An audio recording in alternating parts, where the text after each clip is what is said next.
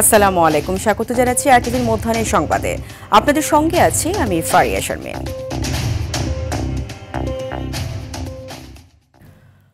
মুন্সিগঞ্জের শ্রীনগরে ঢাকা মাওয়া এক্সপ্রেসওয়েতে চলন্ত ট্রাকে নাইট কোচের ধাক্কায় প্রাণ গেল 4 জনের। এ সময় আহত হয়েছেন আরও 15 জন। শুক্রবার রাত 3টার দিকে ঘটনা ঘটে। উপজেলার সিংপাড়া, নোয়াপাড়া ও হাসারা বীচ 2-এর মাঝামাঝি লন্ডন স্কুলের সামনে একটি ট্রাককে ধাক্কা দেওয়ার পর নিয়ন্ত্রণ হারিয়ে দুটি যানবাহনই সড়ক দ্বীপের রেলিংয়ে ধাক্কা খায়।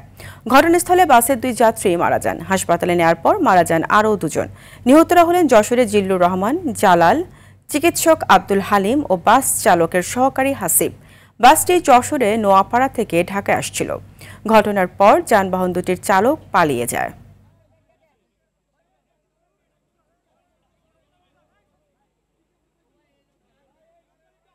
এক্সপ্রেসওয়েতে চলমান একটি ট্রাকের পিছনে চলমান একটি বাস ধাক্কা মারে, ফলে ঘটনাস্থলেই 2 জন মারা যায়। হসপিটালে আরও 2 জন মারা যায়, বেশ কয়েকজন আহত হয়। অন্তর্বর্তী সরকারের প্রধান উপদেষ্টা ডক্টর মোহাম্মদ ইউনূসের 85তম জন্মদিন আজ। 1940 সালের 28 জুন চট্টগ্রামের হাটহাজারীর বথুয়া গ্রামে তিনি জন্মগ্রহণ করেন। তার পিতা দুলা মিয়া সওদাগর ও মাতার নাম সুফিয়া খাতুন। 1971 সালে মহান মুক্তিযুদ্ধের সময় যুক্তরাষ্ট্রে বাংলাদেশ ইনফরমেশন সেন্টার নামে তিনি একটি নাগরিক কমিটি গঠন করেন। 1976 সালে মোহাম্মদ ইউনূস গ্রামীণ ব্যাংকের যাত্রা শুরু করেন। 1987 সালে স্বাধীনতা পুরস্কার ও 2006 সালে নোবেলের শান্তি পুরস্কার লাভ করেন ডক্টর মোহাম্মদ ইউনূস। গেল বছর ছাত্র জনতার গণ অভ্যুত্থানে স্বৈরাচার আওয়ামী সরকার পতনের পর 8 আগস্ট ডক্টর মোহাম্মদ ইউনূসের নেতৃত্বে গঠিত হয় অন্তর্বর্তী সরকার।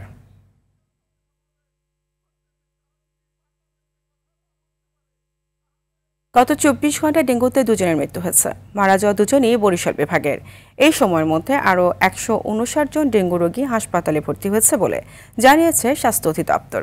এর মধ্যে বরিশালের হাসপাতালগুলোতে সবচেয়ে বেশি 107 জন ভর্তি হয়েছে। এই নিয়ে চলতি বছরের এখন পর্যন্ত ডেঙ্গুতে আক্রান্ত হয়ে 40 জনের মৃত্যু হয়েছে। মারা যাওয়াদের মধ্যে 22 জন পুরুষ ও 18 জন নারী। আক্রান্ত হয়েছে 9222 জন। এদিকে করোনায় আক্রান্ত হয়ে গত 24 ঘন্টায় দেশে 1 জনের মৃত্যু হয়েছে। একই সময় শনাক্ত হয়েছেন আরও 10 জন।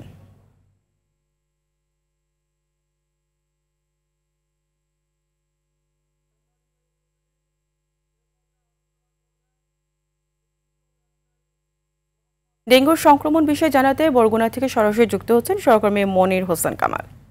মনির, বরগুনায় ডেঙ্গু সংক্রমণ বেশি হওয়ার কারণ কি জানতে পেরেছেন কিনা, এছাড়া প্রশাসনের পক্ষ থেকে কি উদ্যোগ নেওয়া হয়েছে সে বিষয়ে জানাবেন। ফারিয়া, আসলে বরগুনায় ডেঙ্গুর প্রকোপ কমছে না এবং বরগুনায় ডেঙ্গু আক্রান্ত বেশি হওয়ার কারণ হিসাবে বিশেষজ্ঞরা ইতিমধ্যে জানিয়েছেন যে আমাদের এই এলাকায় বৃষ্টির পানি ধরে রাখার জন্য সেই বৃষ্টির পানিতে এডিস মশা ডিম পাড়ছে এবং সেখান থেকে লার্ভা এবং বাচ্চা হয়ে মশা ছড়াচ্ছে এবং যে কারণে বরগুনায় কিন্তু ডেঙ্গুর আক্রান্তের সংখ্যা প্রতিদিনই বাড়ছে। আমরা সিভিল সার্জন অফিসের তথ্য অনুযায়ী জানলাম যে গত 24 ঘন্টায় বরগুনায় নতুন করে আরও 68 জন ডেঙ্গুতে আক্রান্ত হয়েছে এবং বরগুনায় আজকের শুধুমাত্র এই জেনারেল হাসপাতালেই 185 জন ভর্তি আছেন এবং বরগুনার অন্য হাসপাতালগুলো মিলিয়ে 234 জন আমাদের হাসপাতালে ভর্তি হয়েছে এবং মৃত্যুও কিন্তু প্রতিদিন 2-1 জন হচ্ছে। গতকালকের বরগুনার বেতাগী উপজেলার কালিকাবাড়ি এলাকার আব্দুল করিম নামে একজন বরিশালে চিকিৎসাধীন অবস্থায় মারা গেছে এবং আমাদের বেসরকারি হিসাবে বরগুনায় কিন্তু মৃত্যুর সংখ্যা এখন 25 জন। যদিও এই হাসপাতালে চিকিৎসাধীন অবস্থায় মারা গেছে 6 জন। তো আসলে মানুষের মধ্যে সচেতনতা সৃষ্টি করতে না পারলে ডেঙ্গু আসলে প্রকোপ কমানো যাবে না। সেক্ষেত্রে জেলা প্রশাসন এবং অন্যান্য সিভিল সার্জন, স্বাস্থ্য কর্তৃপক্ষ তারা কিন্তু পরিচ্ছন্নতা অভিযান শুরু করেছে এবং প্রতিদিন তারা এই মশা নিধনের জন্য স্প্রে করছে, ফগার মেশিন দিয়ে স্প্রে করছে, একই সাথে পরিষ্কার পরিচ্ছন্নতা অভিযান চালাচ্ছে প্রতিদিন একটি ওয়ার্ডে। মনির, আপনাকে ধন্যবাদ। নিজেদের স্থলবন্দর ব্যবহার করে বাংলাদেশের পাট, বোনা কাপড় ও সুতার কিছু পণ্য আমদানিতে নিষেধাজ্ঞা দিয়েছে ভারত। এতে সরাসরি প্রভাব পড়বে ব্রাহ্মণবাড়িয়ার আখাউড়া স্থলবন্দরে। এই পথে দীর্ঘদিন ধরে বাংলাদেশের পাটজাত পণ্য ভারতে রপ্তানি হচ্ছিল। শুক্রবার ভারতের বৈদেশিক বাণিজ্য অধিদপ্তরের এক বিজ্ঞপ্তিতে বলা হয়েছে, এখন থেকে এসব পণ্য শুধুমাত্র মহারাষ্ট্রের নাহভা সেবা সমুদ্র বন্দর দিয়ে আমদানি করা যাবে। স্থল বন্দর দিয়ে এসব পণ্য আর প্রবেশ করতে পারবে না। আখাউড়া স্থল বন্দরের রাজস্ব কর্মকর্তা জানান, নিষেধাজ্ঞার কারণে বন্দরের রপ্তানি কমে যাবে।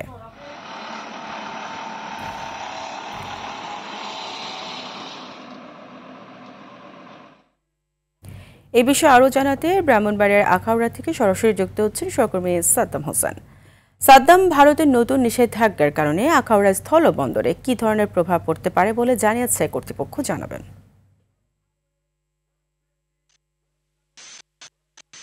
আপনাকে ধন্যবাদ। আপনি জানেন যে নতুন করে ভারত সরকার যে বাংলাদেশের যে পণ্য, বেশ কয়েকটি পণ্যের উপর যে নিষেধাজ্ঞা আরোপ করেছে, তার মধ্যে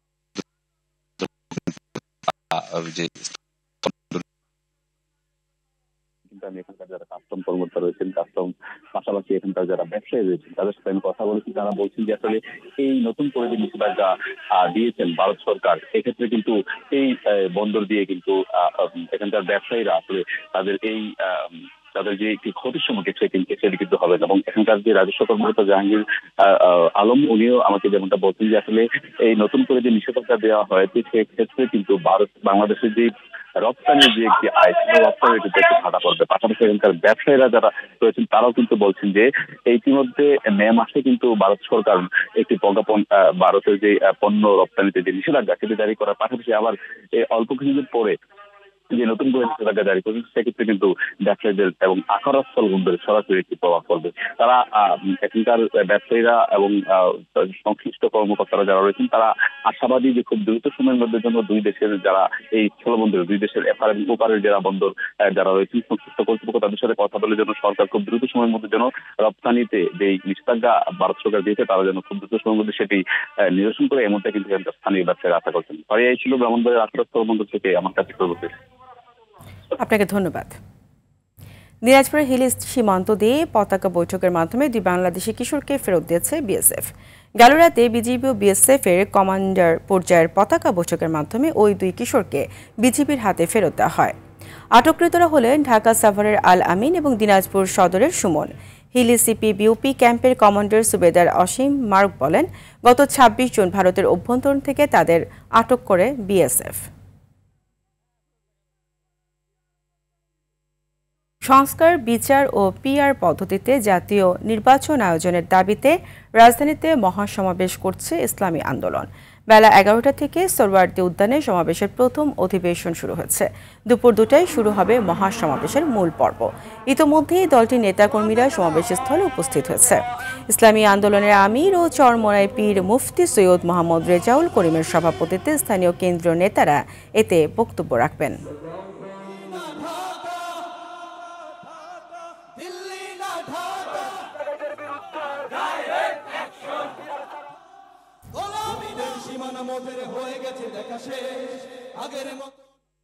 সোহরাওয়ার্দী উদ্যান থেকে সরাসরি যুক্ত হচ্ছেন সহকর্মী অরণ্য গফুর।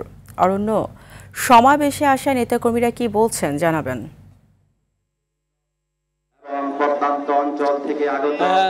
ফারিয়া, আপনি জানেন যে গেল ৩৬শে জুলাই শেখ হাসিনা পালিয়ে যাওয়ার পরে যে বাংলাদেশের রাজনীতি যে নতুন মেরুকরণের একটি সম্ভাবনা এবং বিভিন্ন রকমের গুজব কান কথা শোনা যাচ্ছিল, সেগুলো কিন্তু আস্তে আস্তে বাস্তবে পরিস্ফুটিত হচ্ছে বলে আমরা দেখতে পাচ্ছি। এবং সেই পরিস্ফুটনের অন্যতম একটি লক্ষণ কিন্তু আজকের এই মহাসমাবেশ।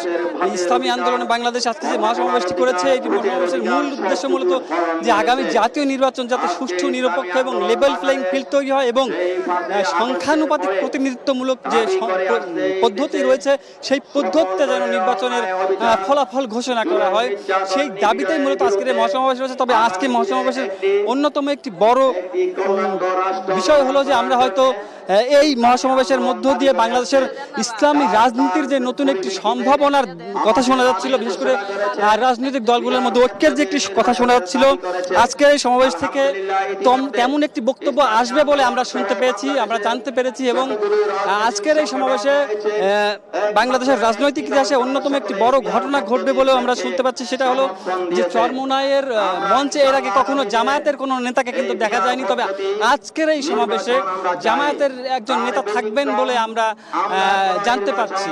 অর্থাৎ বাংলাদেশের ইসলামী রাজনৈতিক দলগুলোর যে নতুন মেরুকরণ বা নতুন একটি জোট গড়ার সম্ভাবনা, সেই সম্ভাবনার অন্যতম একটি ঘোষণা কিন্তু আজকের এই মঞ্চ থেকে আসতে পারে এবং সেই বিষয়গুলো নিয়ে মূলত এখানকার প্রথম অধিবেশনে বক্তব্য দিচ্ছেন এখানকার নেতাকর্মীরা।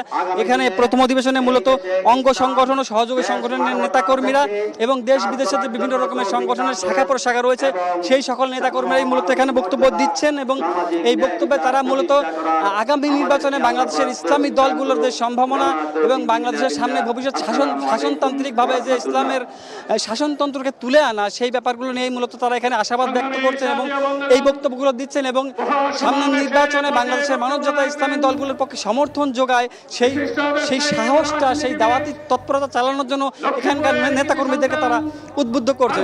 তো ফারিয়া, মূলত এখানে দ্বিতীয় অধিবেশন শুরু হবে দুপুর 2টা থেকে।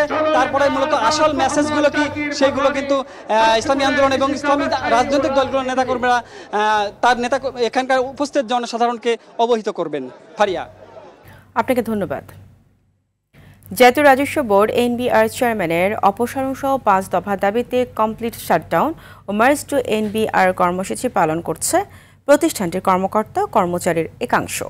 এনবিআর সংস্কার ঐক্য পরিষদের ব্যানারে এই কর্মসূচিতে অংশ নিয়েছে ঢাকা সহ দেশের বিভিন্ন জেলার কর্মকর্তা কর্মচারীরা। এদিকে আন্দোলনের মধ্যে দপ্তরে উপস্থিত না থাকলে শাস্তিমূলক ব্যবস্থা গ্রহণের হুঁশিয়ারি দিয়েছে জনপ্রশাসন মন্ত্রণালয়, কিন্তু সেই হুঁশিয়ারি অগ্রাহ্য করে আন্দোলন করছে তারা। তাদের দাবি, অর্থ মন্ত্রণালয় ও বা উপদেষ্টার পক্ষ থেকে আলোচনার ডাক না আসা পর্যন্ত আন্দোলন চালিয়ে যাবে তারা। সরকার যত দ্রুত সিদ্ধান্ত নেবেন তত দ্রুত কর্মসূচি বন্ধ হবে এবং দাবির প্রেক্ষিতে চেয়ারম্যান মহোদয়ের অপসারণ না যাওয়া পর্যন্ত রাস্তায় অবস্থান করবেন। আলোচনায় যাওয়ার পরে আমাদের এই দাবিগুলো মেনে নিলে আমাদের তো আর কিছু থাকে না।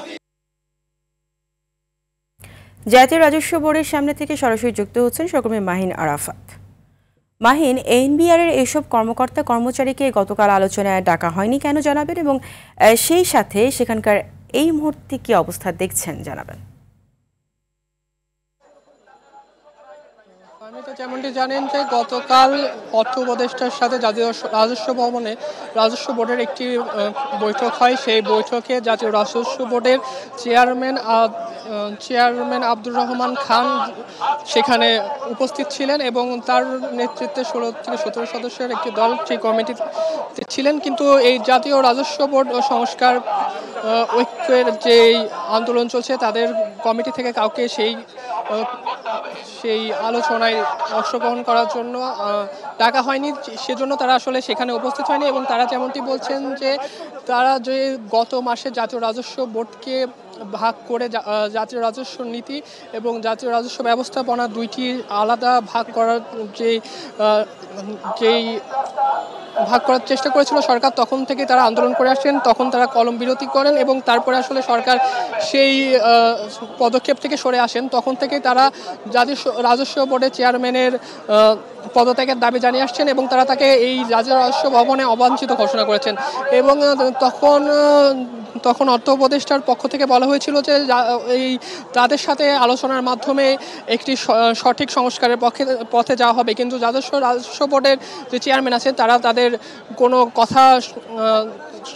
কোনো কথা শোনেননি এবং তাদের সাথে আলোচনায় বসেননি। এই কারণে তারা আসলে তার পদত্যাগ এবং 5 দফা দাবি নিয়ে পুনরায় আন্দোলনে নেমেছেন। তো এই ছিল আমার কাছে জাতীয় রাজস্ব ভবনের সামনে থেকে আন্দোলনের সর্বশেষ। মাহিন, আপনাকে ধন্যবাদ। মধ্যাহ্নের সংবাদ এই পর্যন্তই। দুপুরের সংবাদ 2:45 দেখার আমন্ত্রণ রইল। ধন্যবাদ সবাইকে।